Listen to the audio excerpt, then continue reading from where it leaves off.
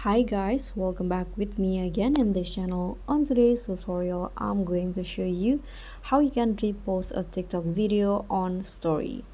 So if you want to update or show a TikTok video on your TikTok story, this is what you are going to do. So first you can just find any TikTok videos that you want to repost.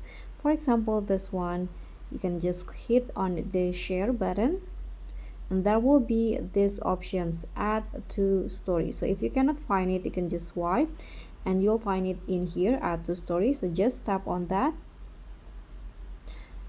and just wait.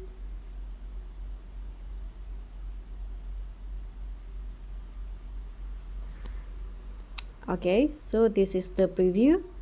It will look like this. If you want to, you can add tags, you can add stickers, add effects,